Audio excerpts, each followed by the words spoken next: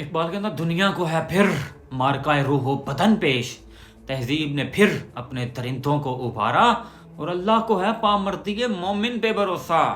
हाँ, इबलीस को है यूरोप की मशीनों का सहारा।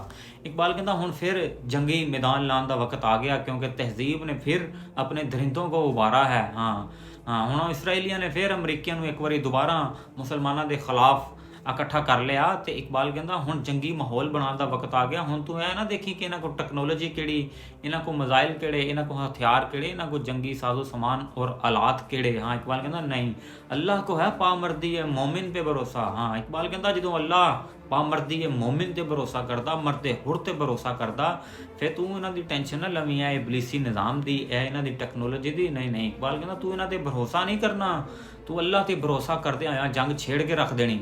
हाँ, चारों तरफ जंग छेड़ देनी, फिर तू देखना कि तेनों अल्लाह की मदद आती कि नहीं। तो फिर ईरानियां नूं मदद आई कि नहीं अमरीकियां के खिलाफ, अज झुक रहे कि नहीं। तो अब्राहम अकार्ड की है, क्यों इन्हों सैन करन दी सारे मुल्कां नूं जरूरत पै गई, इसराइल नूं तस्लीम करन दी जरूरत पै गई। इकबाल कहता नहीं नहीं, तहजीब ने फिर अपने दरिंदों को उबारा। इन्हां ते ख्याल करो, यह तहजीब दोबारा अपने दरिंदियां नूं उबार रही है, शुरू तो अजल तो यह हुंदा आ रहा।